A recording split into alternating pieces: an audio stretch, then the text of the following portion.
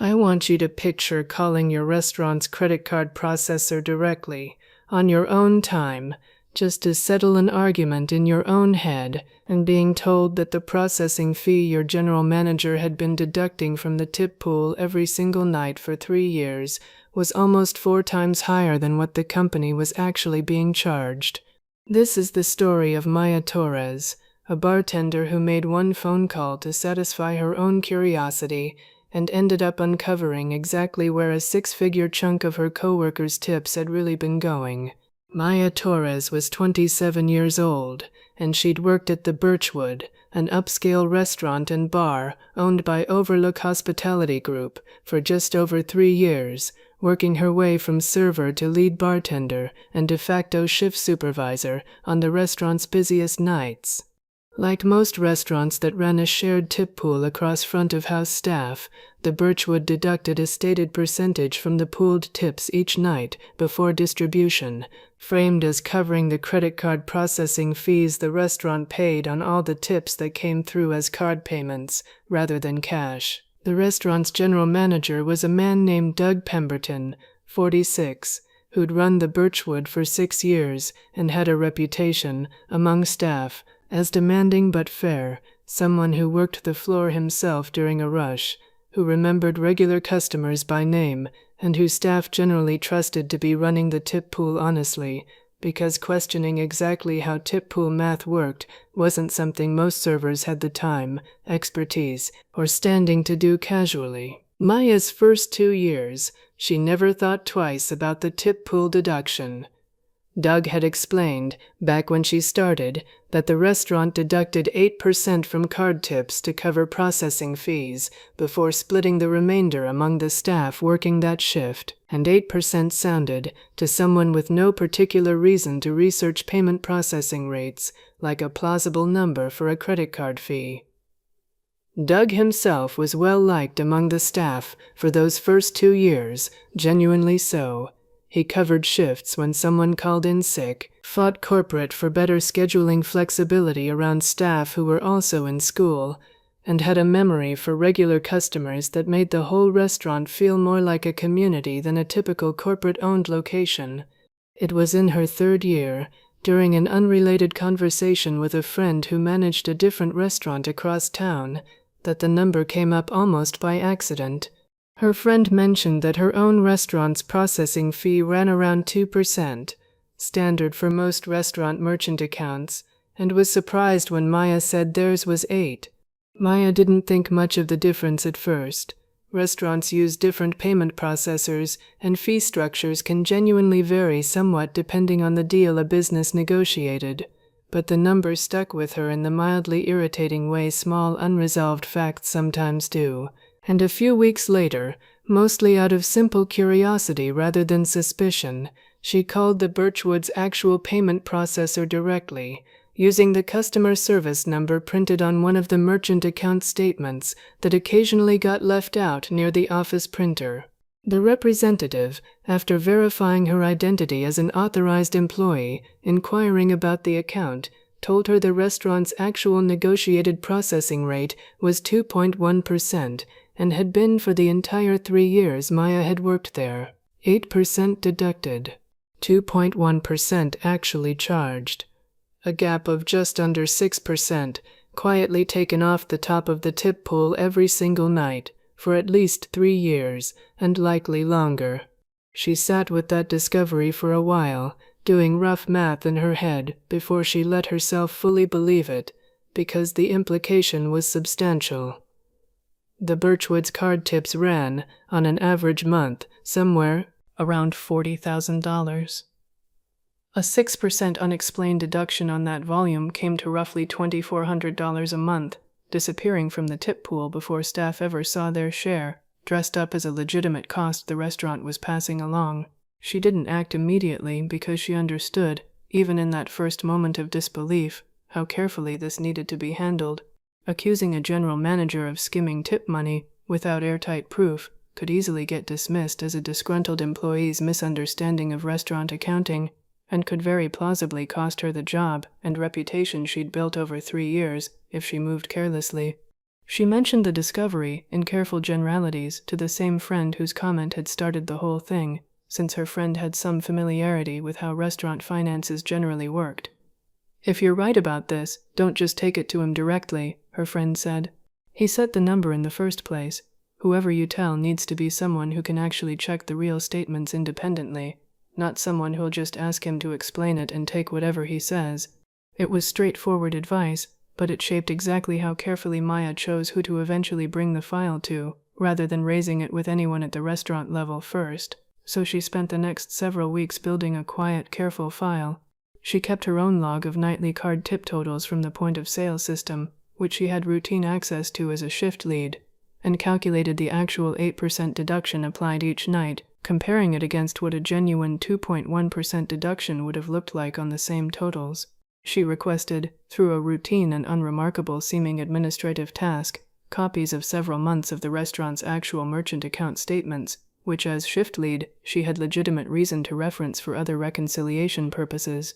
The pattern, once she'd built it out across a full year of data she could access, was consistent and unambiguous. Every single night, without exception, the deduction applied to the tip pool matched the stated 8%, while the merchant statements confirmed the actual processing cost the restaurant paid never exceeded 2.1%, and was sometimes fractionally lower depending on the mix of card types used that night. She calculated the total for the one full year she had clean data for. Just under $29,000 in excess deductions in that year alone.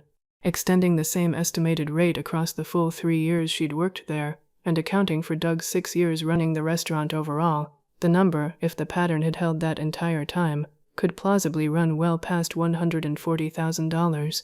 She still didn't have direct proof of where the excess money actually went once it was deducted from the tip pool, only that it was deducted, that the stated justification for the deduction was false, and that Doug, as the person who set the deduction rate and had access to the restaurant's own financial reconciliation, was the only person with both the authority and the information to have set that number. Before she finished building the case fully, something happened that moved her timeline up considerably. A newer server, upset about a particularly small tip share on an unusually busy night, asked Doug directly, and somewhat pointedly, why the processing fee was so much higher than what she'd heard other restaurants charged. Doug's answer, which several staff overheard in the kitchen that night, was that restaurant processing rates are complicated and vary a lot. This is just what ours actually costs. A direct, specific reaffirmation of the false 8% justification, delivered confidently to an employee who had every reason to simply accept it given his position. That confirmation, delivered so casually and how confidently to someone else entirely, made Maya realize this wasn't a one-time misunderstanding she might be misreading. It was a story Doug had clearly told more than once, comfortably, to more than one employee, over years. She requested a meeting with Overlook Hospitality Group's Regional Director of Operations, a woman named Renata Silva, who oversaw 4 restaurants including the Birchwood, sending a carefully worded message. "I have documentation comparing our actual merchant processing rate against what's being deducted from the tip pool nightly. I believe there's a significant discrepancy that needs review outside the store level. I'd like to share this before discussing it with anyone at the restaurant directly." Renata agreed to meet the following day. Maya laid out her file methodically. The merchant statements first, since they were an objective third-party document. Then her own year of nightly deduction logs, compared against the true rate. Then, last, the specific conversation she and other staff had overheard, confirming the false justification. She was careful about the limits of her own certainty. "I can prove the actual processing rate, and I can prove what's being deducted nightly. I can't prove where the difference goes once it leaves the tip pool. Only that it's been happening consistently for at least the year I have clean data for, and that Doug has personally confirmed the false rate to at least one other employee directly." Renata reviewed the merchant statements carefully, cross-checking the math herself against Maya's nightly logs, and confirmed the discrepancy was exactly as clean and consistent as Maya had described. "This needs to go to finance immediately," she said.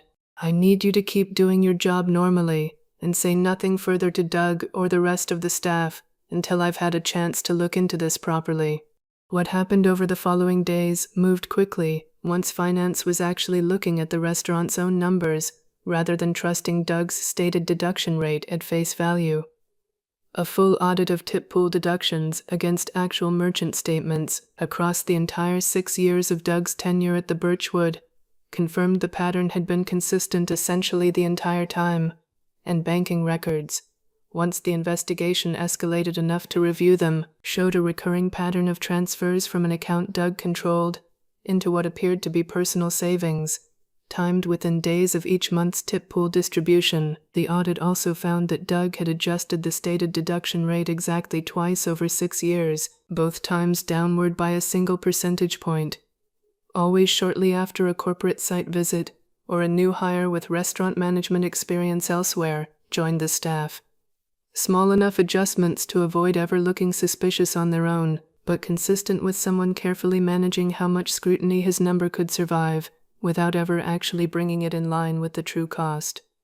The confirmed total, once the full 6-year window was reviewed, came to just over $140,000 in improperly withheld tip money, taken directly from the pooled earnings of dozens of servers, bartenders, and hosts who had trusted that the number on their nightly tip summary reflected an actual, verifiable cost, rather than a number Doug had simply decided to keep charging because nobody had ever thought to call the processor and check. Doug Pemberton was terminated within the week, once the pattern was confirmed through the merchant statements and banking records, with Overlook Hospitality Group's legal team pursuing recovery of the improperly withheld amount, specifically for redistribution back to the affected staff, past and present. Going back as far as employment and payroll records allowed them to identify who had actually worked the shifts in question. Maya was, in the aftermath, credited clearly and publicly among the staff for the discovery. Once Renata explained plainly at an all-staff meeting exactly how the discrepancy had surfaced, not through any grand investigation, but through one employee's simple decision to call the actual payment processor and ask a question nobody else had apparently ever bothered to ask in 6 years. She was offered, and accepted, a newly expanded shift lead role with direct input into how the restaurant's tip pool policy was documented and verified going forward, including a new standing practice of posting the actual current merchant processing rate visibly for all staff each quarter. Some weeks later, training a newer bartender on the restaurant's tip pool procedures, Maya found herself explaining why the processing rate was now posted openly rather than simply stated verbally by management. Because for 6 years all it took was nobody bothering to check, she said. One phone call to the processor, one question that took maybe 10 minutes total, and it turned out we'd all been trusting a number that was never true. Now nobody has to trust it. It's just posted, and anyone can check it themselves anytime they want.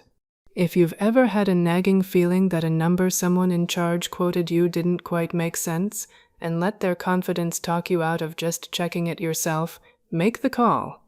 It costs you 10 minutes and a moment of feeling silly if you're wrong. It cost the staff at the Birchwood 6 years of quietly missing money because nobody made that same 10-minute call sooner. Keep your file. Keep your receipts. The real number is usually one phone call away from whoever's actually charging it.